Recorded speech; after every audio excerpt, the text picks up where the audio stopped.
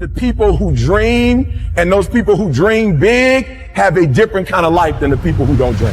And most people are just satisfied with at. There's always a next level. Your definition of greatness and what you want to achieve could be totally different than somebody else's. You know, we always say, no one wants to be first, okay, because they're afraid of the consequences that come with doing something first. If you're not getting the results you want from your dream, then examine your motivation.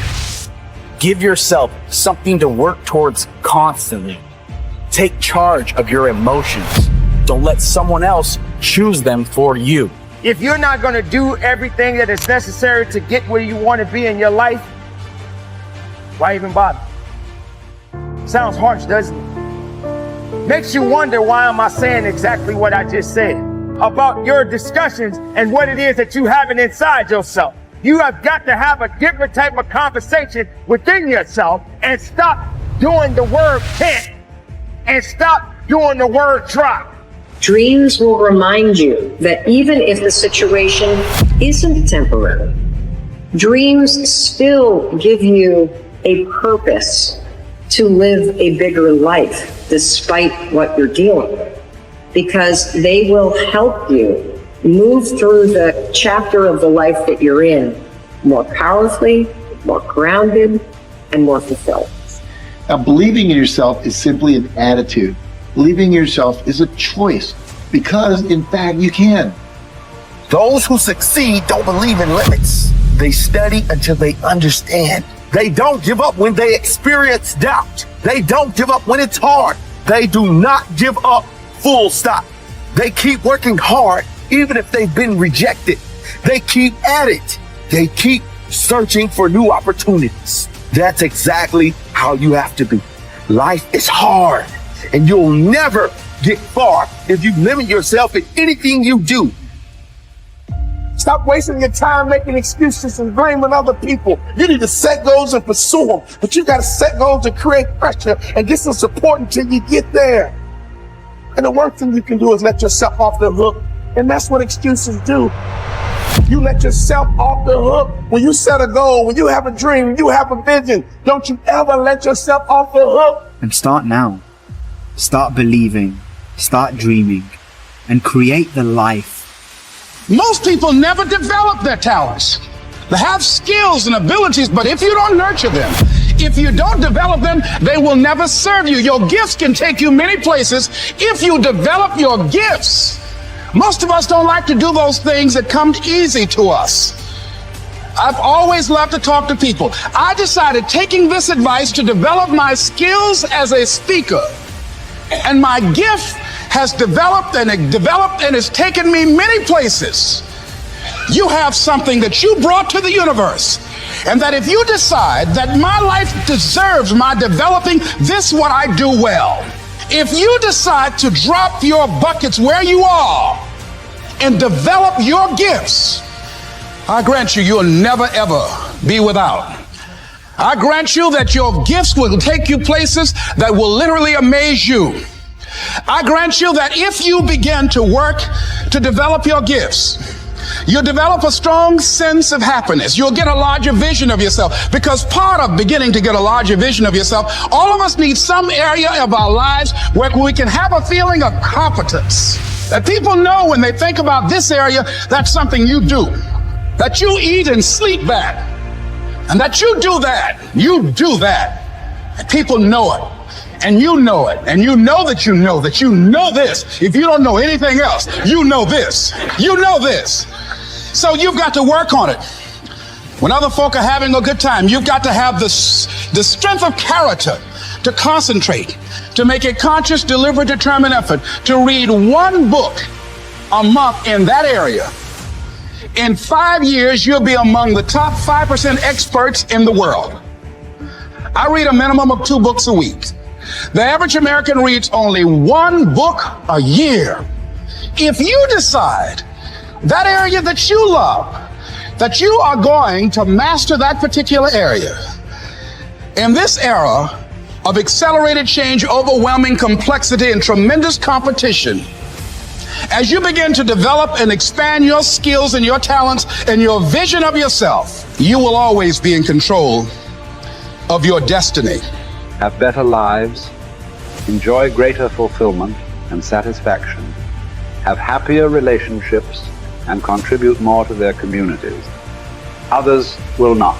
The most important single quality that you can develop in a time of rapid change is the quality of flexibility. The opposite of flexible thinking is fixed or mechanical thinking. The opposite of approaching life with an open mind is to react automatically and predictably in every situation. The opposite of flexibility is an unwillingness to change in the face of new information or circumstances. The quality of flexibility is therefore essential if you want to do and have more than the average person. Today, perhaps the most important factor affecting your life is the speed of change. We are living in an age where change is taking place at a faster rate than ever before in human history. And if anything, the rate of change is increasing year by year. Change is coming at us from all sides in so many different ways that it is often impossible to anticipate what might happen next. By its very nature, change is unpredictable, often forcing us to scrap our very best plans and ideas overnight as the result of a completely new and unexpected development coming from a new and unexpected direction. As a result, we have to remain flexible in our thinking and in our possible courses of action. You must learn to say to remain flexible is, I made a mistake. It is amazing how much time, energy, and money is wasted because someone's ego is so large that they will not admit they have made a mistake. From then on, everybody can get on with resolving the problem or achieving the goal. But as long as a key person is unwilling to admit that he or she has taken the wrong course, everything comes to a stop. We have seen this repeatedly in national politics, where the failure of a single person to admit a mistake or blunder has led to tremendous waste of time and energy for everyone involved, and often for the entire nation. Here is the most important rule of flexibility. Be clear about your goal, but be flexible about the process of achieving it. Always be open to the influence of your superconscious mind. Remain sensitive to the possibility of serendipitous and synchronous events. Be open to ideas, inspirations, and inputs from other people. In the New Testament, Jesus said, "You must become like a little child if you would enter into the kingdom of heaven." One interpretation of these words is that you must remain open-minded, flexible, calm, confident, and curious if you want to be able to recognize new opportunities and possibilities as they open up around you on your journey toward your goal. Resolve to remain flexible and open no matter what happens. Remember, there is almost always a better way to accomplish any task or to achieve any goal. Your aim should be to be alert and aware to what it might be, to find it and then to take action in that new direction as quickly as possible. This will ensure that you inevitably reach your goal, sometimes in the most unexpected and surprising ways. You see, you can have anything you want in life if you want it badly enough and are willing to pay the price. Now, the rules regarding the price of success are simple. There's just two of them. Number one is you always have to pay full price for success. And number two is you always have to pay in advance. Now, here's some key points on goals. And please remember these. The development of this skill requires continual practice and serious personal work, something that only the top 5% will discipline themselves to do. You see, setting goals is hard. Setting goals requires delaying gratification. Setting goals means taking some time aside and sitting down and really thinking through what it is you want in each area of your life. And because this is difficult, most people won't do it. Your goals must be congruent with your basic values.